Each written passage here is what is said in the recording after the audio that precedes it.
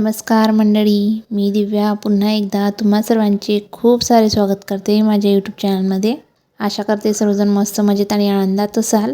चला तर मग आजच्या व्हिडिओला सुरुवात करूया। मी मागच्या व्हिडिओमध्ये तुमच्यासोबत शेअर केले होते की आमच्या इथं भागवत सप्ताह बसलेला आहे आणि आज भागवत सप्ताहाचा शेवटचा दिवस म्हणजेच काल्याच्या कीर्तनाचा दिवस आहे। तर आज आमच्या इथं सकाळीच गावातून जे आहे ती प्रभात फेरी म्हणजे जी भागवताची जी दिंडी आहे ते काढण्यात येत असते। जो भागवताचा ग्रंथ आहे तो पूर्ण गावातून प्रदक्षिणा घालून फिरवण्यात येत असतो। तर त्यासाठी सर्व महिला मंडळी वगैरे सर्व तयारी वगैरे करून काही महिला दिंडीसोबतच फिरतात आणि काही आपापल्या दारासमोर छान प्रकारे सडा रांगोळी वगैरे करून दिंडीची वाट बघतात। आणि जे की भागवतकार कीर्तनकार आणि काही महिला वगैरे असतात तुळस वगैरे घेऊन त्यांची पूजा वगैरे करत असतात। सोबत जी पालखी निघते मंदिरातून त्या पालखीची पूजा केली जात असते। तर आम्ही आज दोघी सासूना त्याचीच वाट बघत आहोत। आम्ही सर्व तयारी करून इथं बाहेर उभे आहोत आणि थोड्याच वेळात जे आहे दिंडीचं आगमन आमच्या घरासमोर झालेलं आहे।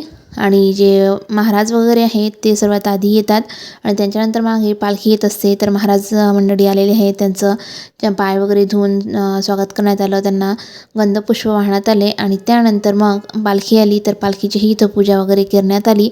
पालखीची पूजा झाली तर पालखीसोबत वेगवेगळ्या आमच्याच भागातील महिला मंडळी होत्या आणि त्यांचं एक युनिक टीम अशी असते की त्यांना स्पेशल साड्या वगैरे किंवा स्पेशल टाळ वगैरे असं त्यांचं ठेवण्यात येत असतं।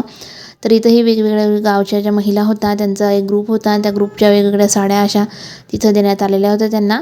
तर त्या साड्या घालून त्या दिंडीत सहभागी होत्या, म्हणजे त्यांच्या साड्यांच्या कलरवरून कळायचं की ह्या वेगळ्या गावच्या महिला आहेत, त्या दुसऱ्या वेगळ्या गावच्या आहेत, त्यांचे वेगवेगळे गट आहेत असं स्पष्ट ओळखायला येत होतं।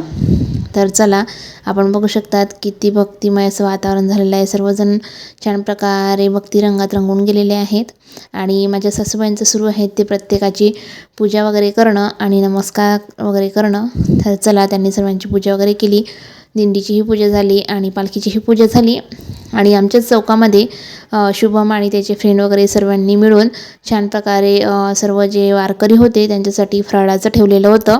तर फराळामध्ये त्यांनी फ्रूट्स वगैरे असं काही ठेवलेलं होतं। तर ते दिंडीला काही जास्त वेळ मिळत नाही म्हणून जशी दिंडी फिरते त्यासोबतच त्यांनी यावेळेस फ्रूट्स वगैरे ठेवले, कारण मागच्या वर्षी त्यांनी उपमा वगैरे ठेवला होता पण उपमा खायला वगैरे दिंडीला एवढा वेळ राहत नाही, कारण आजच सकाळी प्रदक्षिणा आणि त्यानंतर काल्याचं कीर्तन वगैरे असतं। तर सर्वच एकाच वेळेस येतं त्यामुळे जास्त वेळ मिळत नाही दिंडींना आणि सर्वजणांना खायलाही मिळत नाही। सर्व तसंच सोबत घेतात वगैरे आणि नंतर कीर्तन झाल्यानंतर लगेच जेवणाचा कार्यक्रम असतो। त्यासाठी सर्वजण कोणी पॅकेट वगैरे कोणी कसं ज्यांना जसं जमेल त्याप्रमाणे इथं दान ही करत असतात। तर म्हणून शुभम आणि या मुलांनी यावर वेळेस असं ठरवलं की काही खायचं पोहे उपमा असं न बनवता आपण फ्रूट्सच ठेवायचे, म्हणून त्यांनी छान प्रकारे यावेळेस फ्रूट्स ठेवलेले होते। तर चला ते सर्व निघून गेले आणि थोड्याच वेळात जे आहे शची आणि शचीची आजी दोघंही छान प्रकारे रेडी झाल्यात आणि त्याही गेल्या काल्याच्या कीर्तन ऐकायला। चला तर आता त्या तिकडे निघून गेला, मीही माझी घरची कामं वगैरे आवरली आणि शांत निवांत बसून होते। तेच काय माझ्या कामावर न होताच आहे तोपर्यंत त्यांचं कीर्तन वगैरे संपलंही, त्याही जेवण वगैरे करून लवकरच घरी आल्यात। तर घरी आल्यानंतर शचीने काही पंगतमध्ये जेवण केलं नाही, मग घरी आल्यानंतर मी तिला जेवण भरवत होती।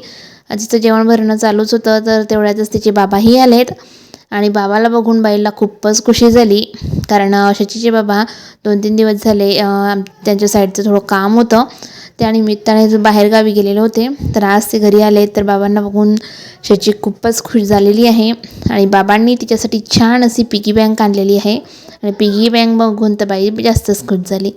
चला तर मग खुशीतच ती झोपी वगैरे गेली। दुपारी मी थोडं अंग वगैरे टाकलं, मी थोडा आराम केला आणि आता संध्याकाळची मी माझ्या कामाला लागलेली आहे। शचीला छान प्रकारे स्वेटर वगैरे घालून तयार करून दिलं आणि माझ्या सासूबाई ह्याही आता तीर्थयात्रेला जाणार आहेत। त्यांचंही जगन्नाथपुरी आणि गंगासागर असं तीर्थयात्रेचं ठरलेलं आहे, त्यामुळे त्याही आज त्याच्या तयारीत लागलेल्या आहेत।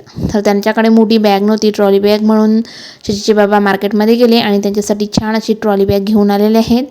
आणि ते ट्रॉली बॅग बघून शचीला असं वाटते तिच्यासाठीच खेळायची बॅग वगैरे किंवा गाडी वगैरे आणलं आहे की काय असं तिचं सुरू होतं आणि ते शचीचे बाबा आणि शचीचे काका ट्रॉली बॅगसोबत खेळत आहे। पण मी लागते कामाला, कारण आता उद्या जाणार आहेत आणि उद्या त्यांचा उपवास आहे, त्यासाठी त्यांना उपवासाचं वगैरे सामान बनवून न्यायचं आहे. त्यासाठी मी इथं साबुदाणा वगैरे भिजत घातलेला आहे आणि सोबतच म्हटलं चला शिराही बनवून देते. तर उपवासासाठी छान प्रकारे मी इथं आलूचा शिरा बनवत आहे. तर आलूचा शिरा आधीच बनवून घेत आहे, कारण आजच बनवून घेतला तर उद्या सकाळी धावपळ होणार नाही, कारण उद्या सकाळी त्या 5 वाजताच तिथून निघणार आहेत. तर सकाळी एवढ्या सकाळी आधीच थंडीचे दिवस आहे, सकाळी उठून सर्व करणं खूपच जड जातं. त्यासाठी मी सर्व स्वयंपाकाची तयारी जी आहे ती आत्ताच करून घेत आहे. त्यासाठी शिराही मी आत्ताच बनवून घेते, कारण शिरा हा खराब होत नाही.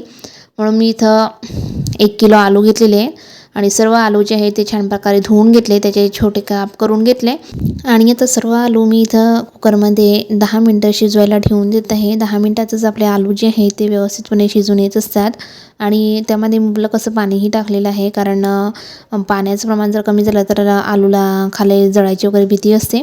आणि मेन म्हणजे यामध्ये जर थोडंसं मीठ जर टाकलं ना तर आलू जे आहेत ते पटकन शिजून येत असतात. म्हणून मी जेव्हा आलू शिजायला टाकले तेव्हाच त्यामुळे थोडंसं मीठही टाकून दिलेलं होतं. तर हे बघा 10 मिनटातच जे आहे आलू शिजून आलेत आणि माझ्याकडे वेळ नव्हता, म्हणून मी गरम गरमच आलू जे आहे इथं सोलायला घेत आहे. आपल्याला जर वेळ असेल तर आपण थंड होऊ देऊ शकतात आणि थंड झाल्यानंतर आलूची जी साल आहे ते आपण काढायची असते. तर माझ्याकडे इथं वेळ नव्हता, कारण रात्रीचा टाईम होत होता आणि म्हणजे जेवण वगैरे बाकी होते खूप टाईम आणि त्यात शचीचंही मनामधातच काही येत राहतं, म्हणून म्हटलं टाईम न करता चला पटापट बनवून घेऊयात. तर म्हणून मी इथं पटापट बनवायचा प्रयत्न करत आहे. तर गरम गरमच आलू जे आहे ते इथं मी सोलत आहे. तर गरम आलू जे थंड करण्यासाठी मी इथं आलूमधलं जे पाणी होतं ते काढून घेतलं आणि त्यामध्ये थंड पाणी टाकलं आणि थंड पाण्याने एक वेळा परत सर्व जे आलू आहे ते धुवून घेतले, जेणेकरून आलू जे आहे ते लवकर थंड होतील. तर चला सर्व आलूची इथं मी साल काढून घेतली आणि साल काढून झाल्यानंतर आता जे शिऱ्याचं सामान आहे तेही काढून घेते. तर एका प्लेटमध्ये आलू ठेवले, नंतर एका साईडला थोडीफार साखर, तूप आणि ड्रायफ्रूट्स हे सर्व शिऱ्याचं जे सामान आहे ते काढून घेतलं. आता आलू जे आहे ते आपल्याला छान प्रकारे कुस्करून घ्यायचे आहेत, कारण आपण जेवढं छान आलूला कुस्करून घेऊ तेवढा आपला शिरा मऊ आणि छान असा बनत असतो. तर आलूमध्ये गाठ पडायला नको म्हणून छान असं आपल्याला याला कुस्करायचं असते. आपण आलू हा हाताने कुस्करू शकता किंवा आपल्याकडे ठेचणी वगैरे असेल तर त्यानेही आपण आलू हा ठेचून घेऊ शकतात. तर इथं मी हातानेच आलू जो आहे तो कुस्करून घेतला. आलू कुस्करून वगैरे झाल्यानंतर चला आता आपण शिरा बनवायला सुरुवात करूया. तर इथं मी एक छान मोठीशी कढई घेतली, कारण मी इथे 1 किलो आलूचा शिरा बनवत आहे, म्हणून कढई म्हणजे जे भांडं जे आहे ना तेही थोडं मोठंच घ्यायचं की आपल्याला आलू परतताना इझी जाईल आणि हँडलही व्यवस्थित झालं पाहिजे. म्हणून त्या हिशोबाने मी इथं थोडी मोठी कढई घेतलेली आहे. त्यामध्ये थोडंफार तूप टाकलं. तूप छान असं गरम झालं की त्यामध्ये आपण कुस्करलेला जो आलू आहे तो पूर्ण टाकून द्यायचा आहे आणि आता या आलूला आपल्याला कंटिन्युअसली हलवत राहायचं आहे, कारण आलू हा लवकरही खाली जळतो आणि यामध्ये गाठही पडायला नको, कारण आलूच्या ज्या गाठही असतात ना त्या लवकर गोळा होत असतात. म्हणून आपण याला कंटिन्युअसली हलवत राहायचं आहे. तर छान प्रकारे आपला आलू गुलाबी रंगाचा होतो, म्हणजे छान त्याला वासही येतो आणि आलूचा जो कलर आहे ना तर थोडा लालसर व्हायला लागतो. तोपर्यंत आपल्याला आलू जो आहे तो तुपामध्ये छान असा परतत राहायचा आहे. याला कंटिन्यू परतत राहायचं आणि चम्मचनेच आपल्याला त्यात जर गाठ वगैरे राहिली असेल, कारण आपण हाताने कुस्करून घेतलं तर थोडंफार गाठ हे राहूनच जात असते. त्यासाठी आपण छान प्रकारे त्याला मिक्स करून घ्यायचं आहे. छान आपला आलू मिक्स झाला की आपण आता त्यामध्ये साखर मिक्स करायची आहे. तर इथं आपल्या अंदाजाने आपल्याला गोड जसं वाटतं त्या हिशोबाने आपण यामध्ये साखर टाकायची असतं, पण आलू थोडासा पांचट असतो त्यासाठी आलूमध्ये आपण साखरचं प्रमाण थोडं शिल्लकच टाकायचं. तर हे बघा इथं मी आता साखर टाकून दिलेली आहे. तर आता साखर व्यवस्थित मिक्स होईपर्यंत, साखरेचं पाणी होईपर्यंत आपल्याला आलू छान प्रकारे ढवळत राहायचं आहे, कारण आपण जेवढं परतलं तेवढंच आपला आलूमध्ये साखर जी आहे ते छान प्रकारे मिक्स होऊन जाते. एक वेळा आपला आलू छान पातळ झाला, पूर्ण जे आपलं सारण आहे ते व्यवस्थित पातळ झालं याचा अर्थ तर साखर यामध्ये मिक्स झालेली आहे आणि आता याला 2 ते 3 मिनटं आपल्याला असंच ठेवून द्यायचं आहे, म्हणजे तसंच मंद आचेवरती याला शिजू द्यायचं आहे. तर चला आता आलू जोपर्यंत शिजत आहे, म्हणजे शिरा जोपर्यंत शिजत आहे तोपर्यंत आता मी जे ड्रायफ्रूट्स आहे ते छान प्रकारे बारीक करून घेते. तर इथं काजू बदाम आणि मनुका होत्या, तर त्या मी घेतल्या. काजू बदाम छान अशा बारीक करून घेतल्यात आणि मनुका हे सर्व साहित्य आता मी इथं कापून घेतलं आणि ते आता आलूमध्ये मिक्स करून घेते। आलूमध्ये टाकून छान प्रकारे एक वेळा सर्व आलू जे आहे तो व्यवस्थित मिक्स करून घेतला, परतून झाला आणि आता गॅस जो आहे तो आपल्याला बंद करून टाकायचा आहे, कारण आपला आलूचा शिरा असा तयार झालेला आहे। तर असा हा आलूचा शिरा खूपच पौष्टिकही असतो, आपण लहान बाळालाही देऊ शकता, मोठ्यांनाही देऊ शकता आणि झटपट तयार होतो। आपण उपवासालाही याचा उपयोग करू शकतात किंवा तसंही आपण याचा उपयोग करू शकतात आणि स्वीट म्हणून खायलाही खरंच खूप छान लागतो आणि पौष्टिकही आहे, झटपटही बनतो। तर असा हा आलूचा शिरा आता तयार झाला, थंडही झाला आहे, तर आपण याला आपल्या आवडीप्रमाणे डेकोरेट करू शकतात आणि सर्व करू शकतात। तर इथं मीही थोडेफार काजू बदामचा उपयोग करून याला छान असं डेकोरेट केलं आहे आणि सर्व केलं आहे। तर आता मी थोडं टेस्ट वगैरे करून बघितली, कारण साखरेचं प्रमाण वगैरे कमी जास्त आहे की काय, कारण उद्या सकाळीच त्यांना घेऊन जायचं आहे। तर आपल्याला जर साखर कमी वगैरे वाटत असली तर आपण यामध्ये नंतरही साखर थोडी ॲड करू शकतात आणि थोडंसं गरम करून घ्यायचं, म्हणजे आपला शिरा रेडी होत असतो। तर चला आता मी शिरा थंड व्हायला ठेवून दिलेला आहे, कारण थंड झाल्यानंतर त्याला पॅक करायचं आहे। आणि इकडे बघा काय चालू आहे, त्यांनी बॅग वगैरे भरली, कारण बॅग आत्ता चालली आणि त्यांना जायचं आहे उद्या, म्हणून त्यांनी लवकरच बॅग जे आहे ते पॅक करून घेतली, त्यांचं पूर्ण सामान बॅगमध्ये भरलं। आणि हे दोघं बापलेकांचं सुरू झालं खेळणं। शचीला तर ते बॅग एक खेळणंच वाटत आहे, ते बॅगसोबत खेळतच होती। तर कसं तरी तिचं मन त्यामधून डायवर्ट केलं, आम्ही सर्वांनी जेवण वगैरे केले आणि आता सर्वजण आम्ही झोपू गेलोत, कारण उद्या सकाळी लवकर उठायचं आहे, म्हणून झोपा झोपा झोपा असं सुरू होतं, पण कोणाला झोप लागत नव्हती, कारण उठायचं म्हटलं टेन्शन असलं ना की झोपच येत नाही। आणि तसं झालं तर आमची झाली, उशिरा झोपलो तरीही लवकर आम्ही सकाळी उठलोत, कारण त्यांना जायचं होतं। सकाळी उठले, सकाळी उसळ वगैरे बनवली, अंघोळ वगैरे सर्व तयारी आमची झाली। त्यांचीही छान प्रकारे त्यांची तयारी करून झाली आणि त्याही आता निघाल्या आहेत। पण शची शांत गाढ झोपेत होती, तर झोपेतच त्यांनी शचीला बाय वगैरे केलं आणि त्या निघाल्यात। तर त्यांना घ्यायला गावंडे काकू आहेत, तर त्यांची गाडी येणार आहे, त्या गाडीमध्येच त्या रेल्वे स्टेशनपर्यंत जाणार आहेत, म्हणून आम्ही सकाळी सर्वजण तयारी करून गाडीची वाट बघत आहोत की केव्हा गावंडे काकू येतील आणि त्यांच्यासोबत आत्या जातील म्हणून। तर जायच्या आधी देवबांना त्यांनी नमस्कार वगैरे केला, मामाजींना नमस्कार केला, आम्ही दोघांनी म्हणजे शचीचे बाबा आणि मी, आम्हीही आत्यांना नमस्कार वगैरे केला आणि आत्यांना बाय करण्यासाठी आम्ही आता बाहेर आलेलो आहोत।